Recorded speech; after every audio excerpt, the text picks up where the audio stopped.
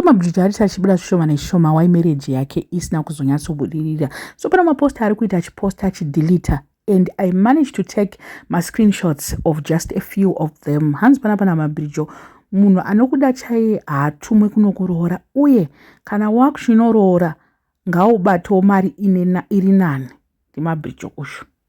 And then she also said kumitiswa okurambana nemurume hakusi kuguma kwelife. Usaramba uchinyengerera murume iye because of yet nevana omwana tese.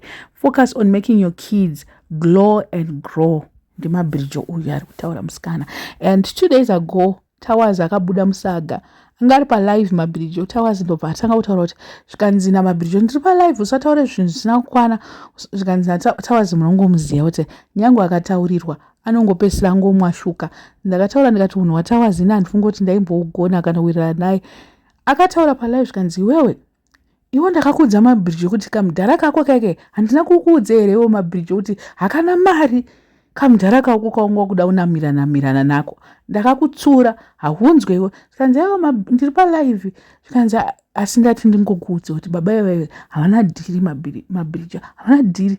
Ndobva azomukata kwakumisira voice note zvakunzi ingaoni Towers ndakuudzwa ndiri live 1 kochikwe zvikanzi ndakumpopotera fesi yakazongosara yauna-unaka. Vanhu live vangoti mabridge tambai mega apa hapana zvishamwari apa. And then she also said munhu ngaaunganidze mari kusvika yakumeka sense then oroora. Vakabvisirwa $500 vane hasha iyo. Problem ndeyekuti desperate for kunogara nevarume. Iye zvaakaita zvakatonyatsoratidza kuti she's not desperate, ndo zvaari kutaura panapa. And she also promised at story time. Story time is coming soon because you deserve to know my story. Maybe vamwe vangahilewo. Aiwa story time takatoimiriraka.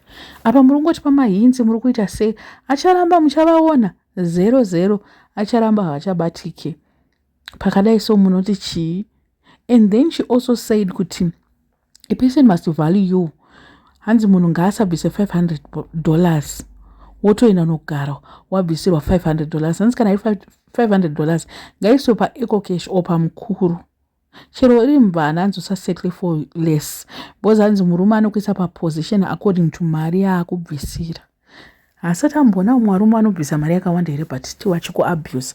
Variko varume ivavo but zviri nani kana vanhu vekumba kwenyu vakadya. Ndo yatinofamba nayo zvedu isusu kumba kwedu kuti as long at least ukaroorwa mari iri decent ukazouyawo wakuti edu maproblems vanhu vanoti aiwa takaidya shuwa mwana ngatimiremire naye.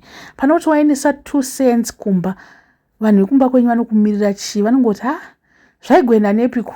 Aiwa hatisi kuti munochaja vanhu mari yakawanda stereka.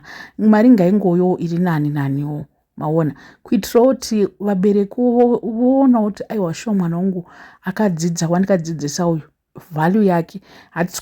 I'm not saying kuti munhu ngaauye nematrillion nema-5,000 nemauyu is the thought that counts. Pamwe pacho unonyatsoona kuti munhu ari not thought ye500 but unonyatsoona kuti munhu ari kushingirira.